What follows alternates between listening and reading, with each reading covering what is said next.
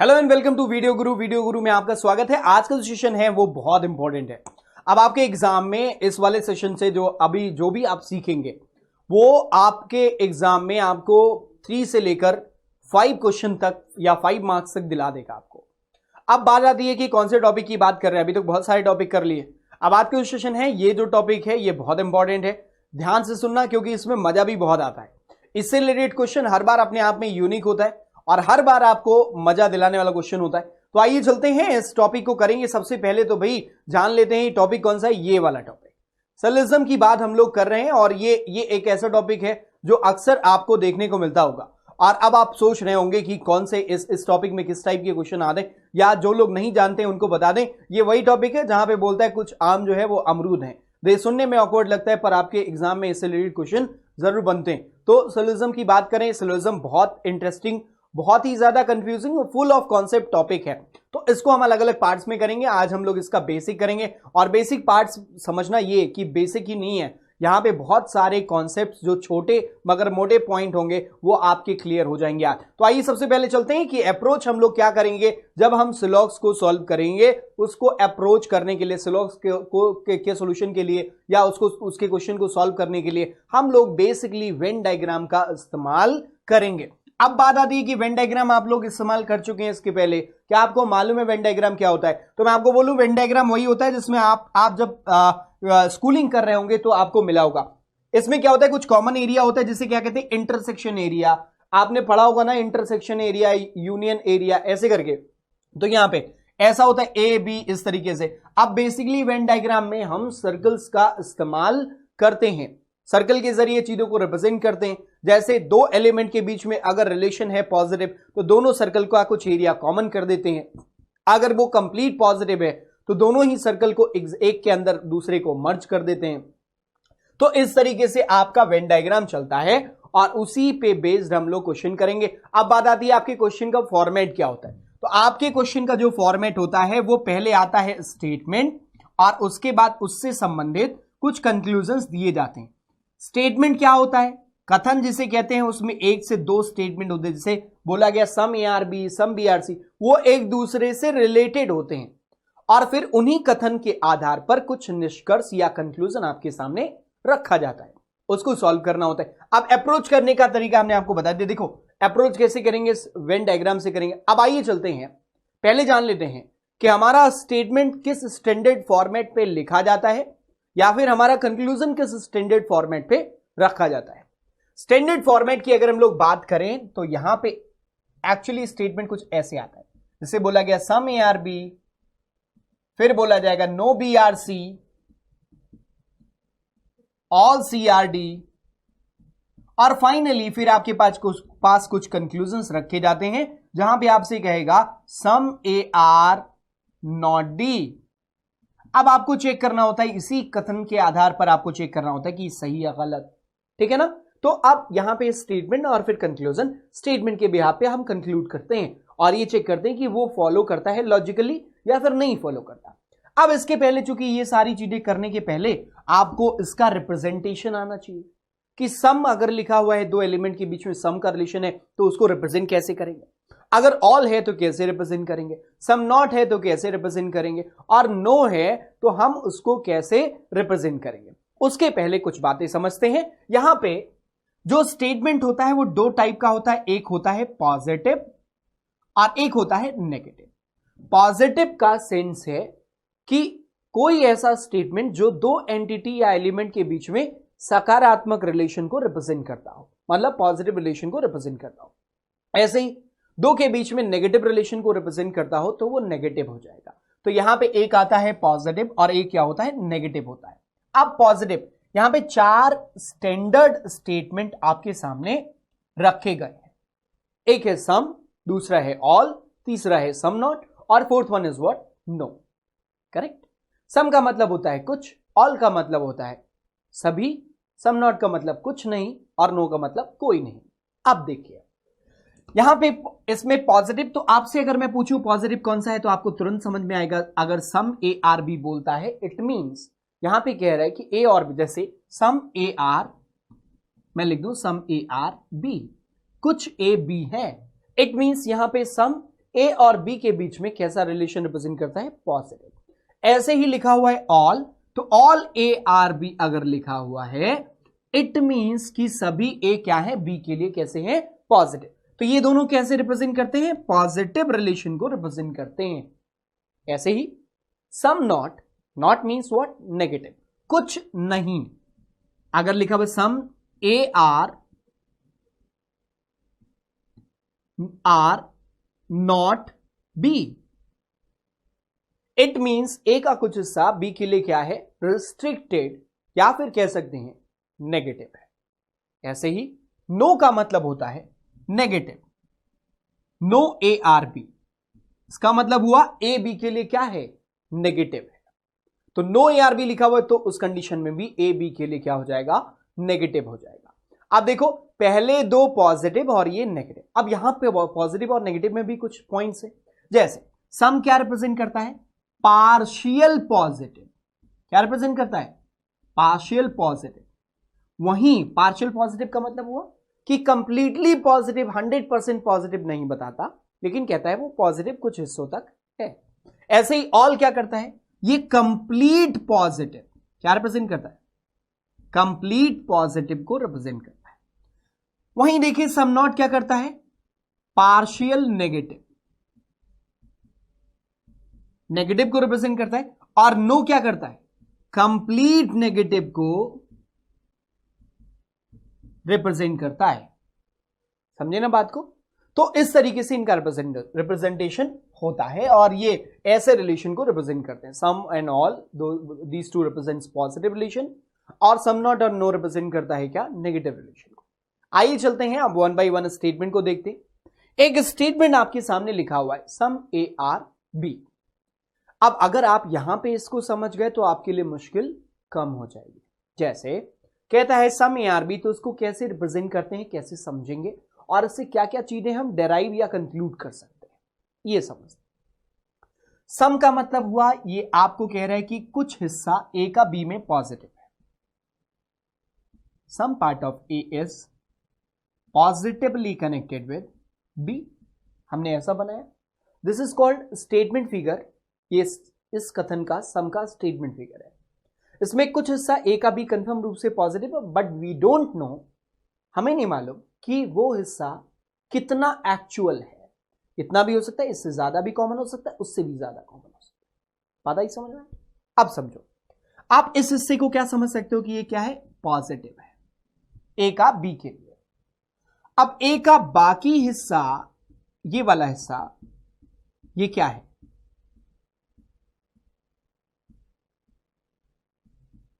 क्या है? न्यूट्रल है।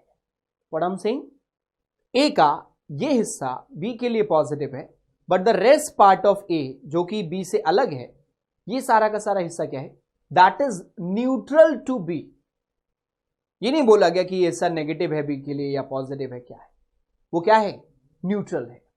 अब अगर ये हिस्सा न्यूट्रल है, व्हाट इट मींस कि ए का इतना हिस्सा बी के लिए न्यूट्रल है, और ये न्यूट्रल होने का मतलब ही यही हुआ कि these part of A can have positive oblique negative relation with B. बात समझना हमारी, मतलब ए का ये जो हिस्सा है ये बी के साथ पॉजिटिवली भी रिलेट कर सकता है और नेगेटिव तरीके से भी रिलेशन बना सकता है। क्यों? क्योंकि वो न्यूट्रल है। ऐसे ही समझें, अब ए अगर बी को टच कर रहा है, it means this part of B is also connected to A. इसका मतलब अगर सम ए आर बी लिखा हुआ है तो पहला डायरेक्ट कंक्लूजन है कि सम बी आर ए। बात समझना, क्या है? Some B are A. B का कुछ हिस्सा क्या है? ए है। अब कितना हिस्सा है एग्जैक्टली वी डोंट नो। हमने जो ड्रॉ किया उसमें इतना बना, उससे ज्यादा भी, उससे भी ज्यादा हो सकता। अब रेस्ट पार्ट ऑफ बी, ये भी क्या है? न्यूट्रल है। किसके लिए? ए के लिए। अब बी का ये हिस्सा ए के साथ सकारात्मक रिलेशन भी बना सकता है, मतलब पॉजिटिव, और साथ ही साथ वो नेगेटिव रिलेशन भी बना सकता है। समझने की कोशिश अगर करें तो आपको समझ में आएगा कि ए बी को एग्जैक्टली ओवरलैप भी कर सकता है, ए बी के अंदर भी जा सकता है। अब अगर ए बी के अंदर गया तो वो कंप्लीट पॉजिटिव हो जाएगा बी के लिए। बी ए के अंदर जाए तो वो कंप्लीट पॉजिटिव हो जाएगा ए के लिए। तो इस तरीके से ये न्यूट्रल हिस्सा बहुत रोल प्ले करता है जब बात पॉसिबिलिटी वाले कंक्लूजन्स की आती है। जैसे ही हमने कहा पॉसिबिलिटी वाले कंक्लूजन की, तुरंत एक बात दिमाग में क्लिक होने लगी कि वो कौन से कंक्लूजन है। सबसे पहले दो टाइप के कंक्लूजन, जैसे सम ए आर बी लिखा हुआ है, तो सम ए आर बी लिखा हुआ है, it means this is what, positive, direct या फिर डेफिनेट। सम बी आर ए लिखा हुआ है, ये क्या हो गया, डेफिनेट हो गया।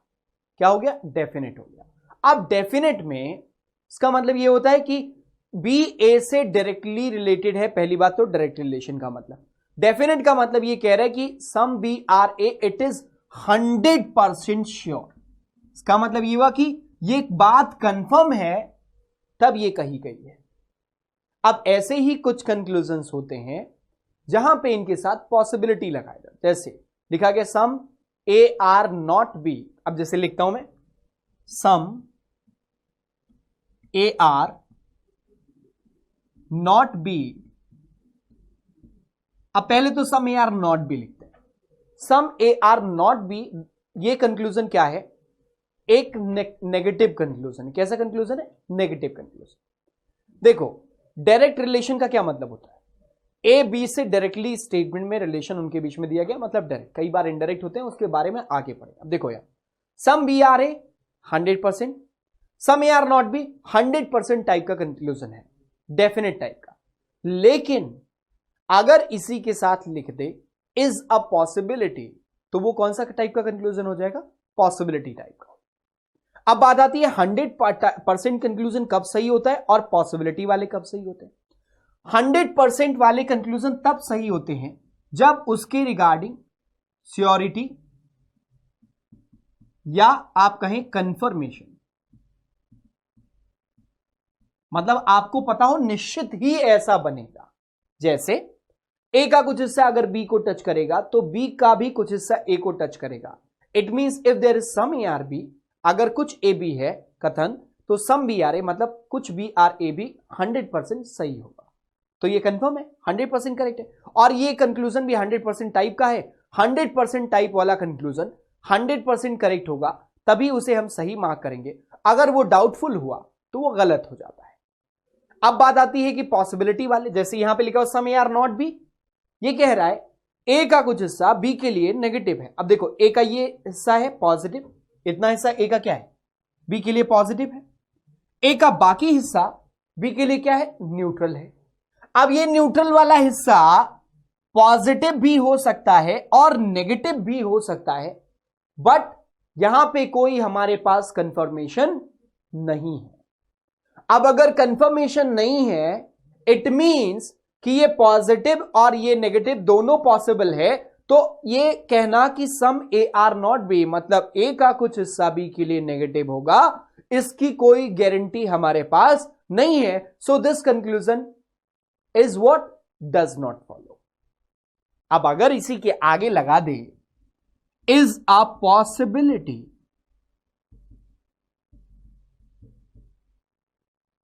ये एक संभावना है, तब पॉसिबिलिटी वर्ड लगता है तो वो श्योरिटी की डिमांड नहीं करता। वो कहता है if there is a chance it means that is right. तो देखो यहां पे न्यूट्रल जो हिस्सा है ए का, वो बी के साथ नेगेटिव बना सकता है, it means there is a chance. तो ए का जो न्यूट्रल हिस्सा है वो बी के साथ नेगेटिव भी बना सकता है, it means there is a chance, it means some A are not B is a possibility, that conclusion will be what, true. Getting my point. आगे चलते, अगर यहीं पे कंक्लूजन इसी का उल्टा लिख दे, some B are not A, B का कुछ हिस्सा ए नहीं है, क्या लिख रहे, some B are not A, मैं बोलूंगा गलत है। क्यों, some B are not A means ये डेफिनेट टाइप का कंक्लूजन, मींस ये तब सही हम इसको मार्क करेंगे जब ये हम श्योरिटी इसकी हो हमारे पास। अब देखो बी का ये हिस्सा तो ए के लिए पॉजिटिव है जो कलर्ड है, बाकी हिस्सा न्यूट्रल है। न्यूट्रल हिस्से में दो संभावनाएं हैं, सकारात्मक पॉजिटिव होने की भी और नेगेटिव होने की, लेकिन कोई कंफर्मेशन नहीं है। So if it is written some B are not A, कुछ भी ए नहीं है, वो कंक्लूजन हमारा डज नॉट फॉलो में आएगा। लेकिन अगर यहीं पे लिखे some B are not A is a possibility, वो एक संभावना है, तब हम बोलेंगे ये बिल्कुल सही है। क्यों सही बोलेंगे? Some B are not A is a possibility. क्यों? क्योंकि there is a chance of being negative, there is a chance of being this part of B, जो कि न्यूट्रल है बी का जो हिस्सा, वो उसके चांस हैं कि वो ए के साथ नेगेटिव रिलेशन बना ले। So some B are not A is a possibility correct हो जाएगा। मेरी बात समझ में आई? अब ऐसे चलते हैं ऑल ए आर बी, जिससे लिखा हुआ है all A are B. Correct? क्या लिखा हुआ है? ऑल ए आर बी, सभी ए क्या है? बी है। अब इसका मतलब ये 100% पॉजिटिव की डिमांड कर रहे हैं, और ये कंक्लूजन का टाइप क्या है? डेफिनेट वाला। डेफिनेट मतलब 100% श्योरिटी की डिमांड कर रहा है। अब देखो, क्या इतना हिस्सा ए का पॉजिटिव तो है, rest part of A is what? Neutral. अब मान लो एक बार के लिए ये हिस्सा ए का बी के साथ ये भी न्यूट्रल वाला हिस्सा भी पॉजिटिव ही बन जाए, तो 100% पॉजिटिव हो जाएगा। लेकिन क्या यह जरूरी है कि यह न्यूट्रल वाला हिस्सा बी के लिए पॉजिटिव ही हो? It is not mandatory, that can be negative as well. वो नकारात्मक भी हो सकता है। इसका मतलब यह कहना कि सभी ए बी हैं, इसकी कोई गारंटी या श्योरिटी हमारे पास नहीं है। So this conclusion will be what? Does not follow. अब इसी कंक्लूजन को एज अ पॉसिबिलिटी लिखते हैं, इज अ पॉसिबिलिटी। करेक्ट? अब अगर पॉसिबिलिटी लिख दें इसी को, all A are B is a possibility, सभी ए के बी होने की संभावना है, तो सोचो जरा, ए का ये हिस्सा क्या है? न्यूट्रल है। ठीक, ये हिस्सा क्या है? पॉजिटिव है। न्यूट्रल वाला हिस्सा एक समय में पॉजिटिव बना सकता है। अब अगर ये भी पॉजिटिव हो गया, ये भी पॉजिटिव ऑलरेडी है, तो 100% एक समय चांस बनता है कि वो 100% पॉजिटिव हो जाए। तो अगर चांस बनता है, it means all A are B is a possibility correct है। ठीक, अब हम लिखते हैं यहां पे नो ए आर बी।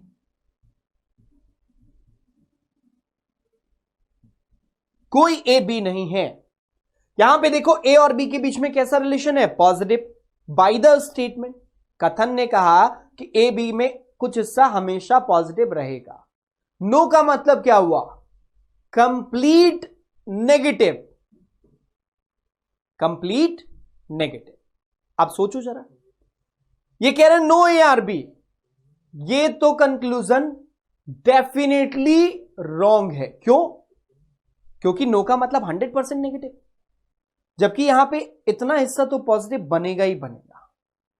तो आप ये समझो कि नो ए आर बी गलत है, और ये पॉसिबल भी नहीं है। क्यों? क्योंकि जो पॉजिटिव है स्टेटमेंट के अकॉर्डिंग वो पॉजिटिव ही रहेगा, कुछ भी हो जाए।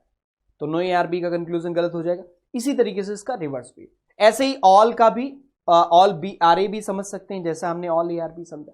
तो बात समझ में आई? तो ये तो रहा सम। अब डायरेक्ट रिलेशन में अगला चलते हैं, सम के अलावा नेक्स्ट हम लोग देख लेते हैं। नेक्स्ट हमारा है all A are B. All A are B का डायग्राम जब भी बनाएंगे तो ए को छोटा और बी को क्या करेंगे? उससे बड़ा करेंगे। करेक्ट? अब आपके दिमाग में आ रहा होगा कि ऐसा ही क्यों? आप ऐसा भी तो कर सकते हैं कि ए इक्वल्स टू बी कर दें, यहां पे भी तो ऑल ए आर बी है। पर मेरा जवाब इस जगह पे होगा कि देखिए, कथन कहता है कि सभी ए बी हैं, ए बी के अंदर है, बट यहां पे हमें यह नहीं मालूम कि बी ए के अंदर आएगा कि नहीं आएगा। मतलब ऑल बी आर ए हो भी सकता है और नहीं भी हो सकता है। बात समझे?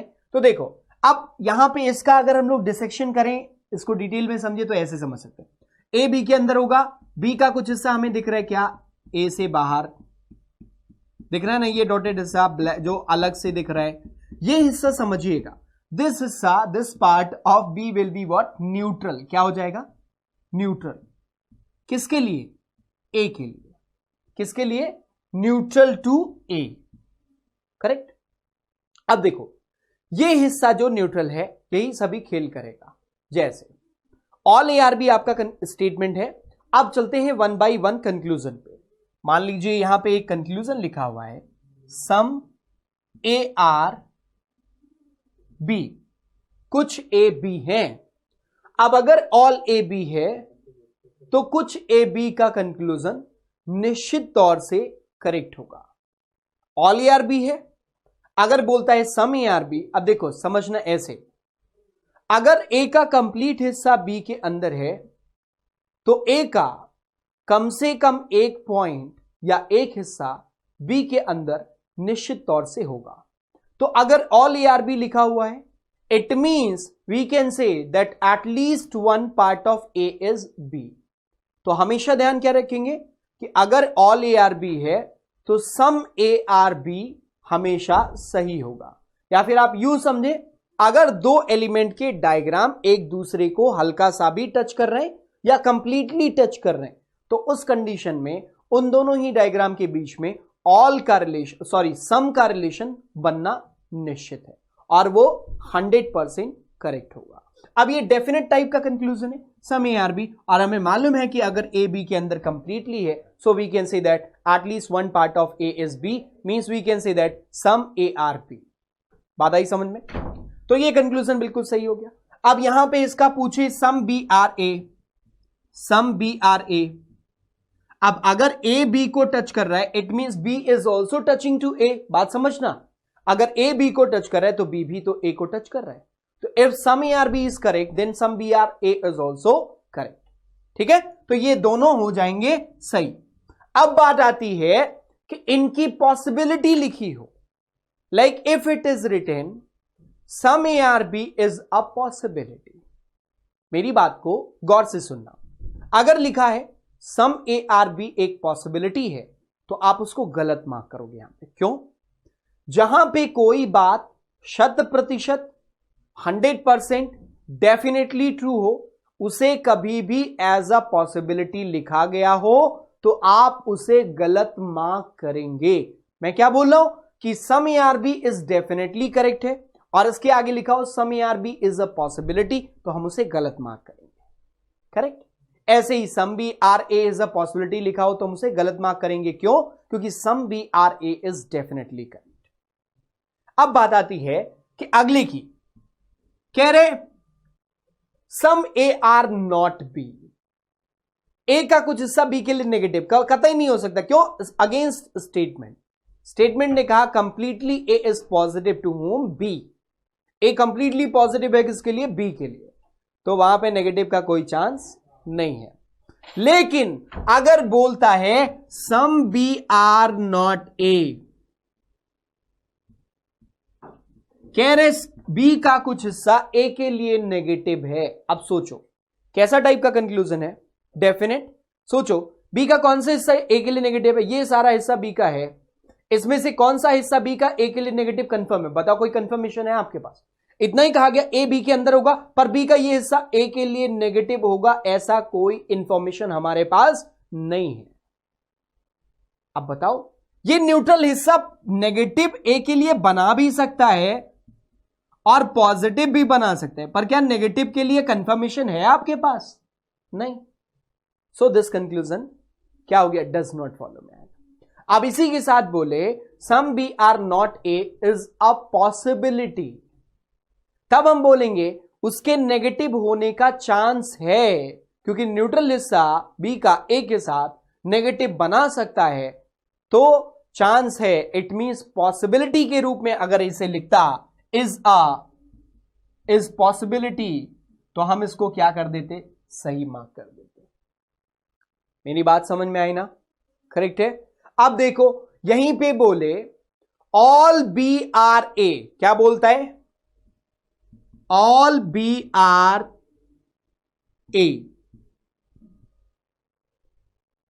क्या सभी भी ए है? ऑल ARB तो पहले स्टेटमेंट में ही दे दिया, कंक्लूजन में मान लो ऑल BRA। अब आपको बोलता है ऑल BRA, बताओ क्या सही है? अब ये वाला कोई डायग्राम बनाएगा तो गलत कर देगा, क्योंकि कंफर्म नहीं है। बी का ये जो न्यूट्रल हिस्सा है, ये जब ए के अंदर आएगा तभी ऑल BRA बनेगा, और ये न्यूट्रल हिस्सा पॉजिटिव भी हो सकता है, नेगेटिव भी हो सकता है। तो अगर पॉजिटिव हुआ तब तो ये पॉसिबल है, अन्यथा अगर ये नेगेटिव हुआ तो नहीं बन पाएगा। तो क्या ये कंफर्म है कि ऑल BRA बनेगा? कंफर्मेशन हमारे पास नहीं है। It means this conclusion does not follow. लेकिन अगर इसी का पॉसिबिलिटी लिखे all BRA is a possibility, तो हम इसको क्या कर देते? सही मार्क कर देते। कैसे? बी का ये वाला हिस्सा तो ए के लिए कॉमन है ही है, न्यूट्रल वाला हिस्सा एक समय के लिए मान लो पॉजिटिव हो जाए ए के लिए, तो 100% पॉजिटिव हो जाएगा, मतलब 100% बी ए के लिए पॉजिटिव होना पॉसिबल है। It means all B are A is a possibility correct हो जाएगा। यहीं पे मैं बोलूं नो ए आर बी, अब बताओ नो ए आर बी सही होगा? नहीं सही होगा, आप फौरन बोल देना गलत। क्यों? और इसका पॉसिबिलिटी तो कतई गलत, क्योंकि all A are B positive statement है, नेगेटिव पॉसिबल भी नहीं होगा। ऑल ए आर बी मतलब नेगेटिव कुछ केस के, ठीक है ना। ऑल ए आर बी है तो नो पॉसिबल, नेगेटिव नहीं, नो। ऑल और सम के केस में नो कतई नहीं बनेगा। ऑल ने कहा इसका मतलब कह रहे हैं वो दोनों जुड़े हुए, तो उनका जुड़ाव नो का मतलब हुआ बिल्कुल अलग डायग्राम, जो कि कतई पॉसिबल नहीं, अगेंस्ट द स्टेटमेंट। सम हो मतलब जुड़े हुए हैं, उसके अगेंस्ट नो कतई पॉसिबल नहीं। तो no A are B, no A are B is possibility, दोनों गलत। No B are A, no B are A is a possibility, वो भी गलत। ये बात समझ में? तो ये तो रहा आपका ऑल और सम का स्ट्रक्चर। अब अगर आपको ये समझ में आ गया ना, तो अगले वाले में हम लोग क्या करेंगे, अगले दो स्टेटमेंट करेंगे और फिर ज्वाइंट स्टेटमेंट पे आ जाएंगे और फिर देखते हैं आगे कैसे लेके चलते हैं उसको। अच्छा, एक और चीज, सम को रिप्रेजेंट करने का एक कुछ और तरीका है। कई बार सम को सम नहीं लिखता, वो लिखता है एट लीस्ट,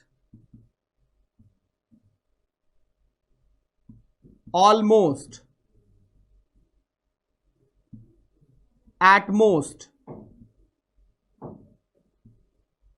मोस्ट। ऐसा कुछ भी लिखेगा तो उसको सम ही कंसीडर करना। ऐसे ही ऑल के लिए, ऑल रिप्रेजेंट करता है कई बार ईच, एवरी,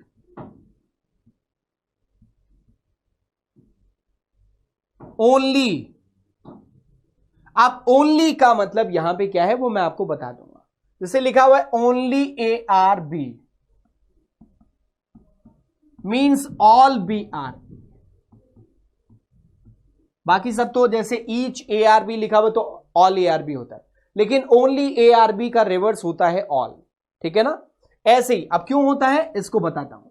जैसे all A are, only A are B बोला गया, जिससे बोला गया ओनली graduates, only graduates are PO.